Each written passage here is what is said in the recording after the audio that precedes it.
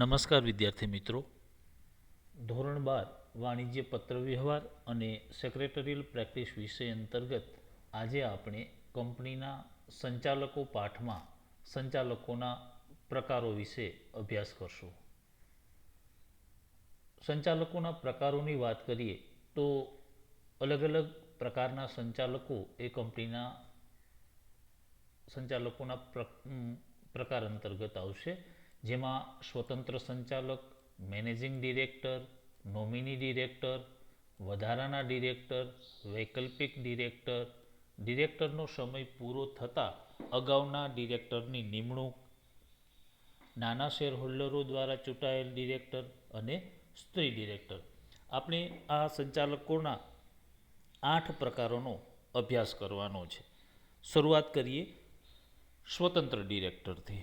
સૌથી પહેલાં તો સ્વતંત્ર ડિરેક્ટર એટલે શું? કંપની ધારા મુજબ સ્વતંત્ર ડિરેક્ટર એટલે લિસ્ટેડ કંપનીનો નોમિની ડિરેક્ટર સિવાયના 21 વર્ષથી વધુ ઉંમર ધરાવતો નોન એક્ઝિક્યુટિવ ડિરેક્ટર. ચાલો, હવે સ્વતંત્ર ડિરેક્ટર એટલે કંપની ધારા 2013 મુજબ નોંધાયેલી કંપનીનો નોમિની ડિરેક્ટર સિવાયના, એટલે કે નોમિની ડિરેક્ટર સિવાયના જે અન્ય 21 વર્ષથી વધુ ઉંમર ધરાવતા નોન એક્ઝિક્યુટિવ ડિરેક્ટર. ચાલો, બરાબર. નોમિની ડિરેક્ટર સિવાયના મેનેજિંગ ડિરેક્ટર નથી એવા ડિરેક્ટર એટલે સ્વતંત્ર ડિરેક્ટર.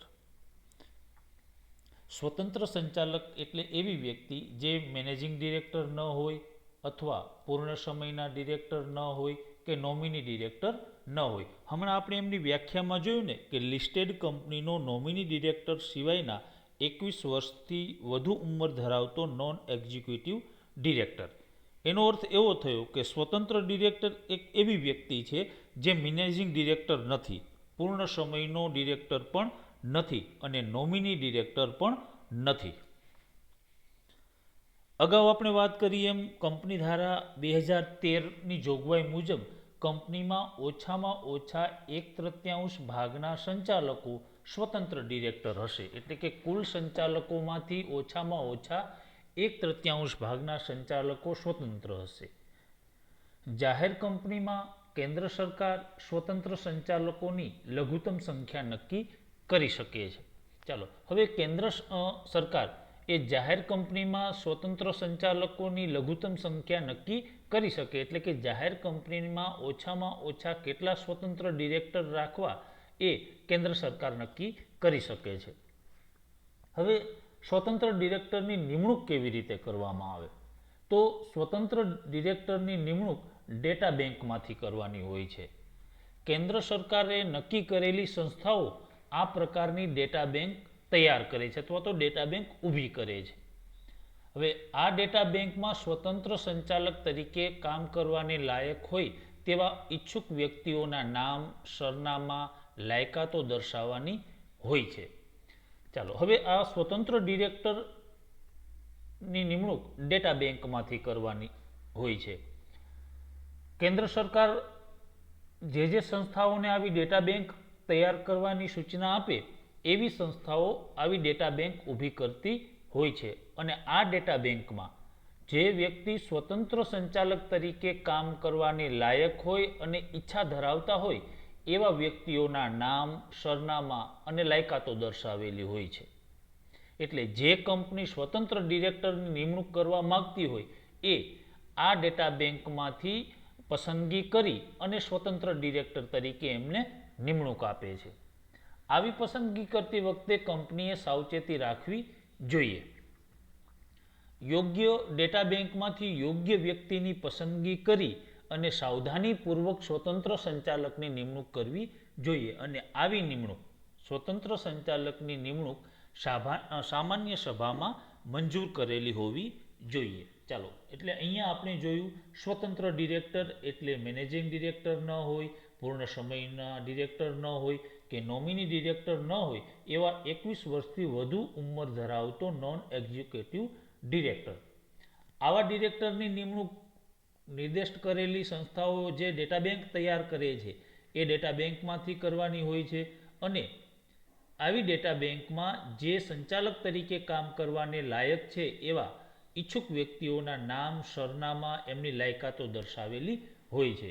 સ્વતંત્ર સંચાલકની નિમણૂક કર્યા બાદ સામાન્ય સભામાં એમની નિમણૂકને મંજૂર કરાવેલી હોવી જોઈએ.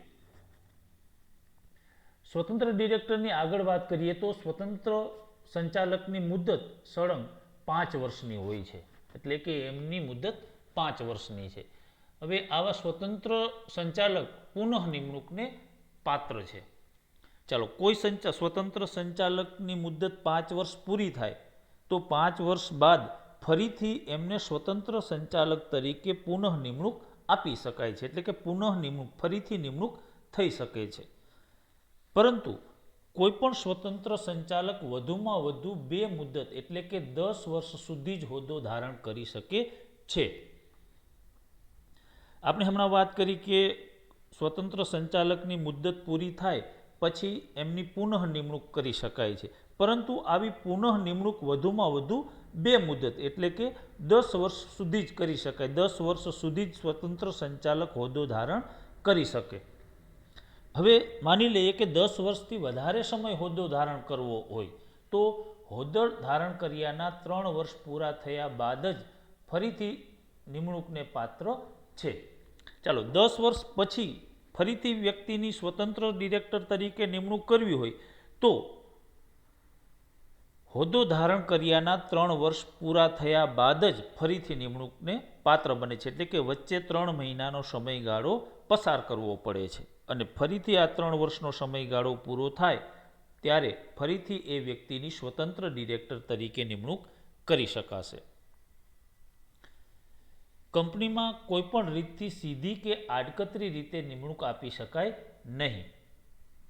ચાલો, સ્વતંત્ર ડિરેક્ટરની મુદત 5 વર્ષની, એમની પુનઃ નિમણૂક કરી શકાય છે અને વધુમાં વધુ 10 વર્ષ સુધી જ હોદ્દો ધારણ કરી શકે છે. સંચાલક એટલે કે સ્વતંત્ર સંચાલકને કંપનીમાં કોઈ પણ રીતથી સીધી કે આડકતરી રીતે નિમણૂક કરી શકાતી નથી. હવે સ્વતંત્ર સંચાલકની નિમણૂક કરતી વખતે કઈ કઈ બાબતોનું પાલન કરવું પડે, એટલે કે ડિરેક્ટરની નિમણૂક કરતી વખતે કઈ બાબતોને ધ્યાનમાં રાખવી જોઈએ. એમાં પહેલી બાબતની વાત કરીએ તો સ્વતંત્ર સંચાલક તરીકે નિમણૂક પામેલ વ્યક્તિ બોર્ડના મત પ્રમાણે જે તે ક્ષેત્રમાં નિષ્ણાંત, અનુભવી અને સક્ષમ હોવી જોઈએ.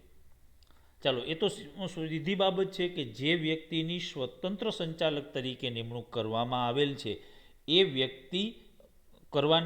વ્યક્તિ જે તે ક્ષેત્રની નિષ્ણાંત, બાહોશ, અનુભવી અને સક્ષમ હોવી જોઈએ.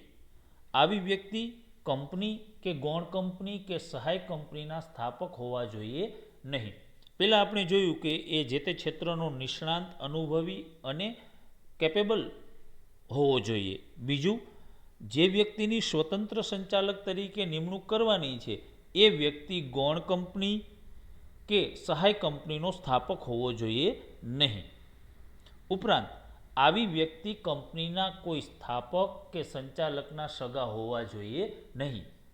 ચાલો, એ ગૌણ કંપની કે સહાય કંપનીમાં સ્થાપક હોવો જોઈએ નહીં. બીજું, આવી વ્યક્તિ કંપનીના કોઈ સ્થાપક કે સંચાલકનો સગા હોવા જોઈએ નહીં.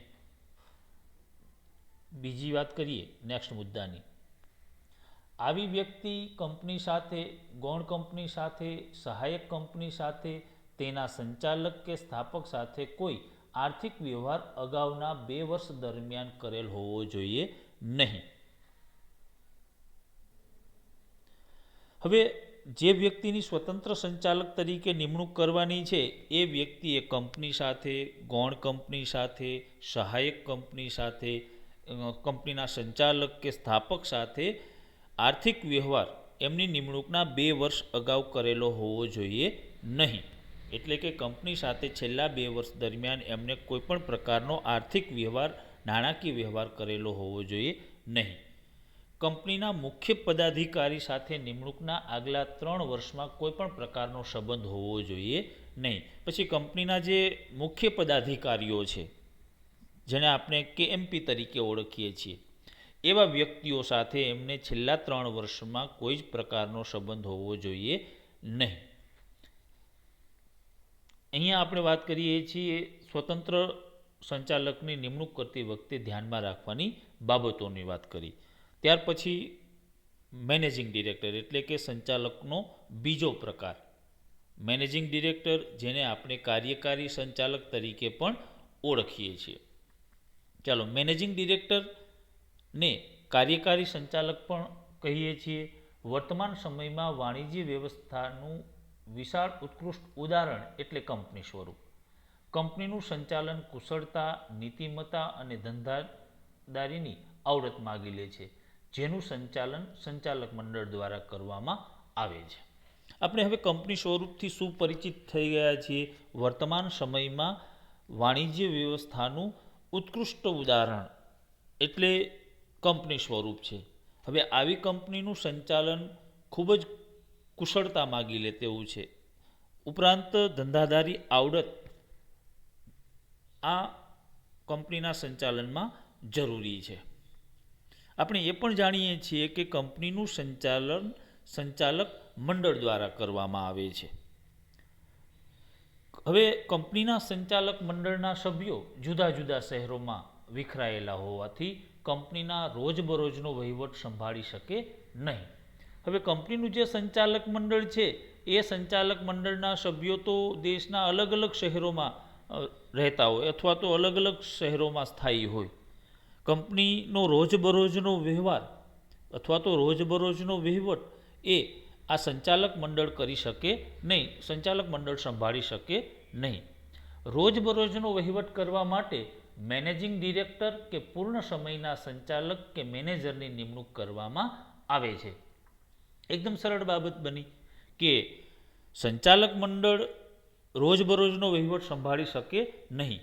આ રોજબરોજનો વહીવટ સંભાળવા માટે જે સંચાલક છે એ સંચાલક એટલે મેનેજિંગ ડિરેક્ટર અથવા તો પૂર્ણ સમયના સંચાલક અથવા તો મેનેજર,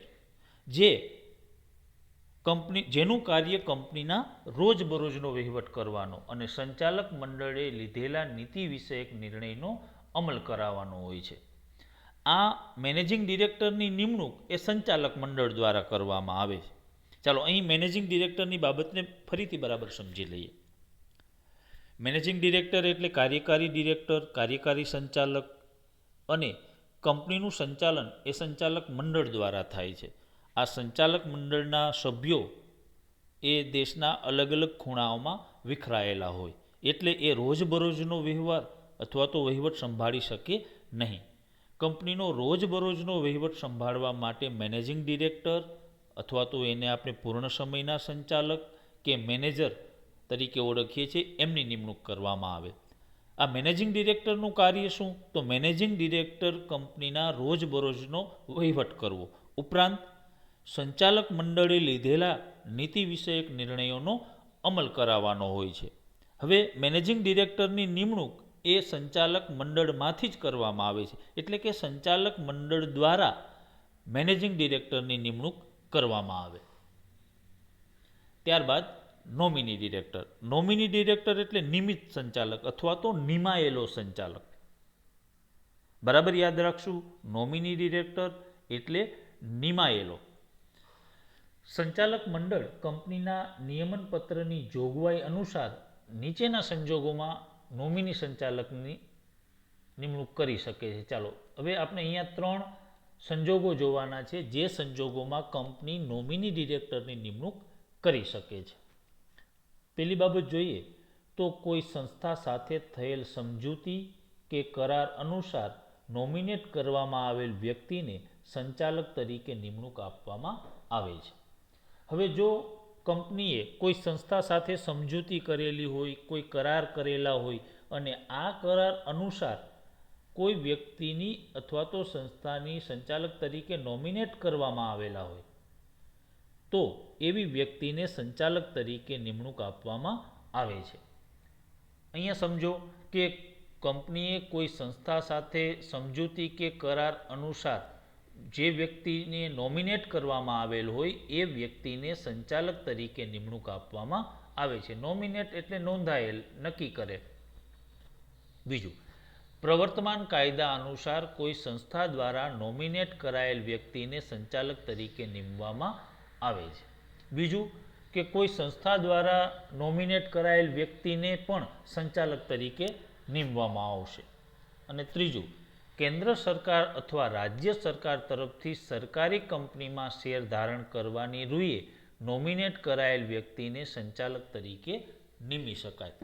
એટલે તો કેટલીક કંપનીઓમાં એટલે કે સરકારી કંપનીઓમાં કેન્દ્ર સરકાર અને રાજ્ય સરકારની હિસ્સેદારી હોય છે. એટલે કે કેન્દ્ર સરકાર અને રાજ્ય સરકાર એમાં શેર ધારણ કરેલા હોય છે. એટલે શેર ધારણ કરેલા હોવાના કારણે જે વ્યક્તિ નોમિનેટ થયેલી હોય એ વ્યક્તિને સંચાલક તરીકે નીમી શકાય. એટલે કે સરકારી કંપનીઓમાં કેન્દ્ર સરકાર અને રાજ્ય સરકાર શેર ખરીદતા હોવાથી કેન્દ્ર સરકાર અને રાજ્ય સરકાર નક્કી કરે, નોમિનેટ કરે એવી વ્યક્તિને સંચાલક તરીકે નીમી શકાય. અત્યાર સુધી આપણે 3 સંચાલકોના પ્રકાર જોયા: સ્વતંત્ર સંચાલક, મેનેજિંગ ડિરેક્ટર અને ત્રીજું નોમિની ડિરેક્ટર. આગળ વાત કરીએ તો વધારાના ડિરેક્ટર, એડિશનલ ડિરેક્ટર. હવે કંપનીમાં કોઈ નિષ્ણાંત વ્યક્તિ છે કે જેનો સંચાલક મંડળમાં સમાવેશ ન થયો હોય તેવી વ્યક્તિને વધારાના સંચાલક તરીકે નિમણૂક આપવામાં આવે છે. ચાલો, કોઈ એક્સપર્ટ વ્યક્તિ છે, કોઈ નિષ્ણાંત વ્યક્તિ છે, એવી વ્યક્તિનો કંપનીના સંચાલક મંડળમાં સમાવેશ થયો નથી, તો એવી વ્યક્તિને કે જેનો સંચાલક મંડળમાં સમાવેશ થયો નથી અને સંચાલક તરીકે એમની જરૂરિયાત છે, તો એવા સંજોગોમાં વ્યક્તિને વધારાના સંચાલક તરીકે નિમણૂક આપી શકાય.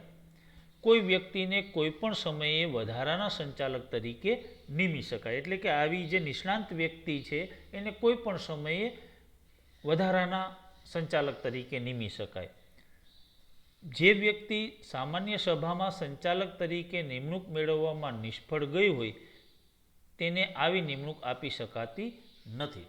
ચાલો, બીજી બાબત અહીંયા ખાસ ધ્યાનમાં રાખશું કે જે વ્યક્તિ સંચાલક બનવામાં નિષ્ફળ ગઈ છે એવી વ્યક્તિ, એટલે કે જેમનો સંચાલક મંડળમાં સમાવેશ નથી થયો અને એવા વ્યક્તિને વધારાના ડિરેક્ટર તરીકે નિમણૂક આપવી છે, તો એવી વ્યક્તિ સામાન્ય સભામાં સંચાલક તરીકે નિમણૂક મેળવવામાં નિષ્ફળ ગઈ હોય તો નિમણૂક આપી શકાતી નથી. એટલે કે કંપનીની સામાન્ય સભામાં એ સંચાલક તરીકે ઉમેદવારી કરેલી હોય પરંતુ એ ઉમેદવારી નિષ્ફળ ગઈ હોય, એટલે કે એ સંચાલક તરીકે ચૂંટાયેલ ન હોય તો તેને આવી નિમણૂક આપી શકાતી નથી. અને આવા સંચાલકની મુદ્દત એ વાર્ષિક સામાન્ય સભા સુધી જ હોય છે. એટલે કે વધારાના ડિરેક્ટરની નિમણૂક એ વાર્ષિક સામાન્ય સભા સુધી હોય છે. ફરીથી સમજીએ તો કોઈ નિષ્ણાંત વ્યક્તિ જેનો સંચાલક મંડળમાં સમાવેશ ન થયો હોય તેવી વ્યક્તિને વધારાના સંચાલક તરીકે નિમી શકાય. પરંતુ એક બાબત એ અહીંયા ખાસ ધ્યાન રાખવી પડશે કે જે વ્યક્તિ સામાન્ય સભામાં સંચાલક તરીકે નિમણૂક મેળવવામાં નિષ્ફળ ગઈ હોય તેને આવી નિમણૂક આપી શકાતી નથી અને વધારાના સંચાલકની મુદ્દત એ વાર્ષિક સામાન્ય સભા સુધી હોય છે. ત્યાર પછી વૈકલ્પિક ડિરેક્ટર. આમ વૈકલ્પિક ડિરેક્ટર એટલે અવેજી ડિરેક્ટર, વિકલ્પ. હવે જ્યારે કોઈ સંચાલક 3 માસ કે તેથી વધુ સમય માટે ભારત બહાર રહેવાનો હોય તો તેના બદલે જે સંચાલકની નિમણૂક કરવામાં આવે તેને વૈકલ્પિક સંચાલક તરીકે ઓળખવામાં આવે.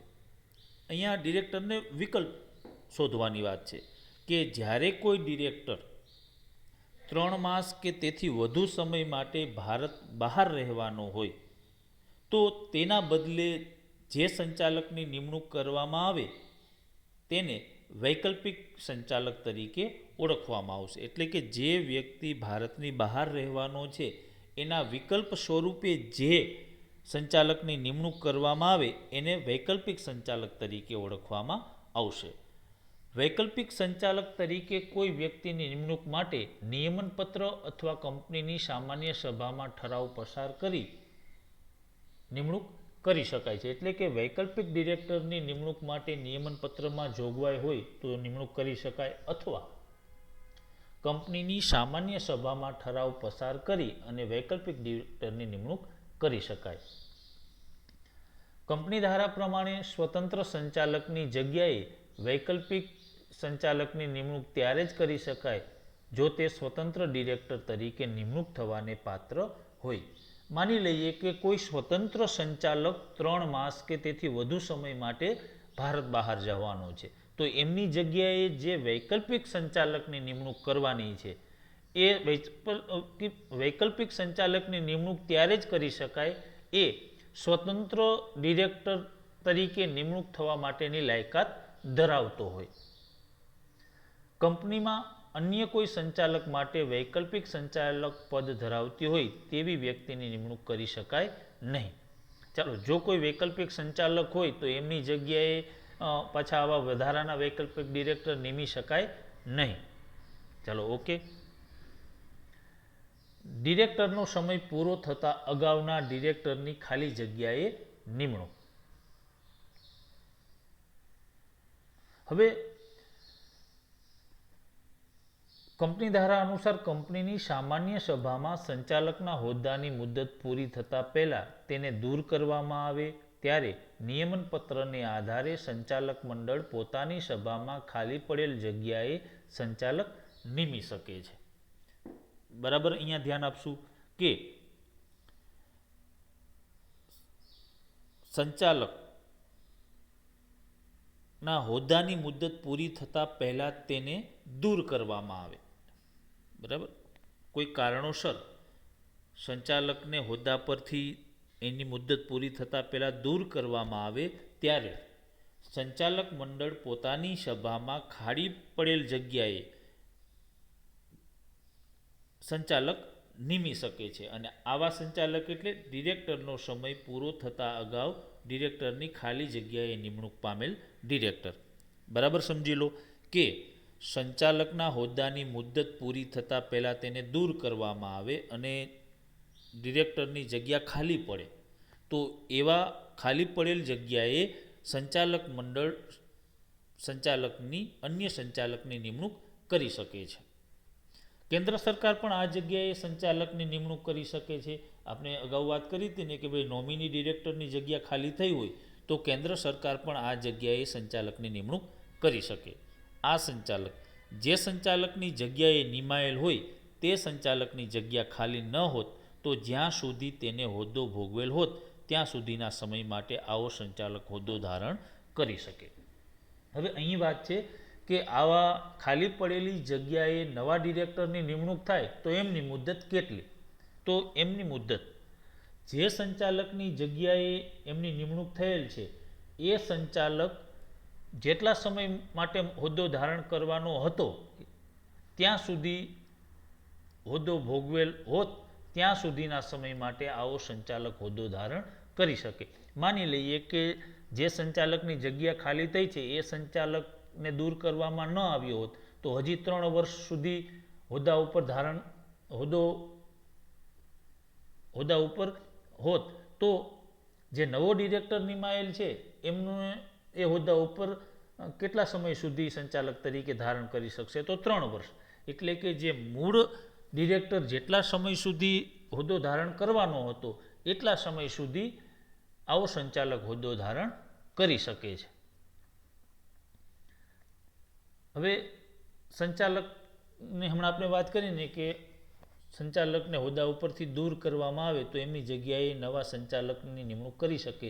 તો આવા સંચાલકના હોદ્દા ખાલી થવાના કયા કયા સંજોગો છે એમની વાત કરીએ. તો આવા સંજોગોમાં કંપનીની સામાન્ય સભા કે સંચાલક મંડળમાં સંચાલકને દૂર કરવામાં આવે એટલે હોદ્દો ખાલી થાય, કે કંપનીની સામાન્ય સભામાં કે સંચાલક મંડળમાં સંચાલકને દૂર કરવામાં આવે.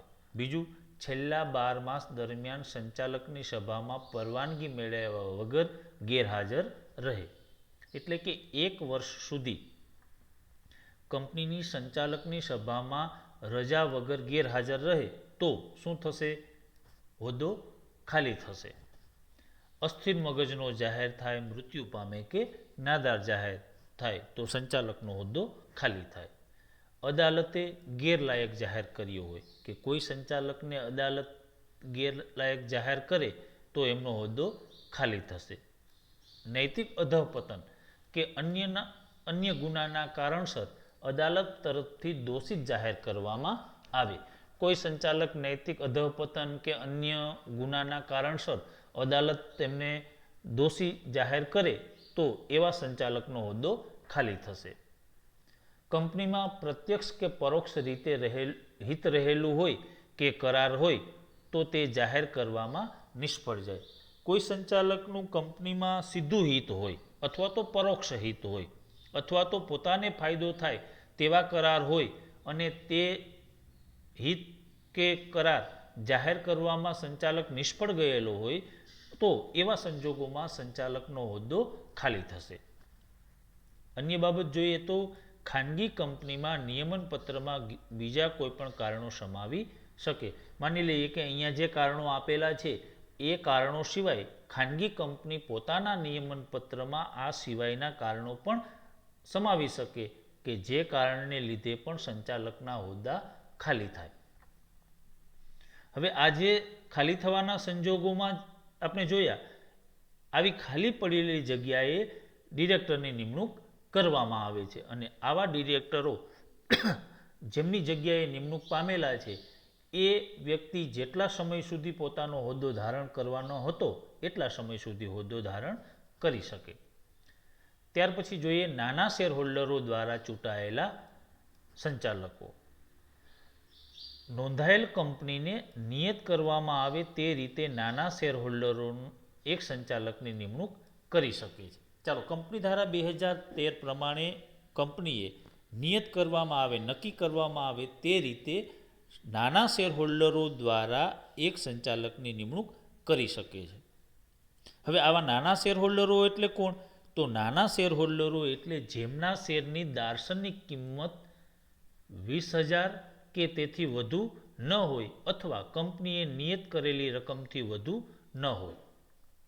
ચાલો, નાના શેરહોલ્ડરો એટલે જેમના શેરની દાર્શનિક કિંમત ₹20,000 થી વધુ ન હોય અથવા તો કંપનીએ નક્કી કરેલી રકમથી વધુ ન હોય. ઉપરાંત એવી પણ જોગવાઈ કરવામાં આવી છે કે નાના શેરહોલ્ડરોની સંખ્યા જે તે કંપનીમાં ઓછામાં ઓછી 1000 હોવી જોઈએ.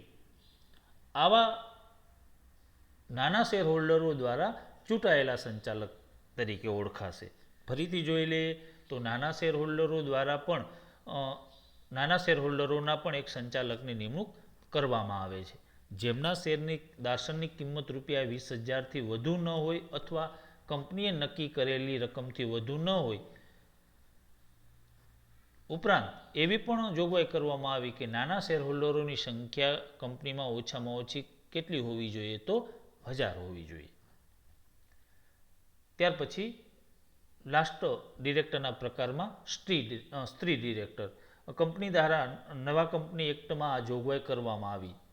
કંપની ધારા અનુસાર એવી જોગવાઈ કરવામાં આવી કે દરેક નોંધાયેલી અને જે કંપનીની ભરપાઈ થયેલી શેર મૂડી ₹100 કરોડ કે તેથી વધુ હોય તેવી કંપનીના સંચાલક મંડળમાં ઓછામાં ઓછા એક સ્ત્રી સંચાલકની નિમણૂક કરવી પડે. ચલો, કંપની એક્ટ 2013માં એક નવી જોગવાઈ કરવામાં આવી કે નોંધાયેલી કંપનીની ભરપાઈ થયેલી મૂડી, બરાબર અહીંયા યાદ રાખશું કેવી મૂડી? તો ભરપાઈ થયેલી મૂડી ₹100 કરોડ કે તેથી વધુ હોય એવી કંપનીએ ઓછામાં ઓછા એક સ્ત્રી સંચાલકની નિમણૂક કરવી પડે. ભરપાઈ થયેલી મૂડી 100 કરોડથી વધુ તો ઓછામાં ઓછા એક સ્ત્રી ડિરેક્ટરની નિમણૂક કરવી જોઈએ. તો અહીં આપણે કંપનીના સંચાલકોના અલગ અલગ પ્રકારોની વાત કરી.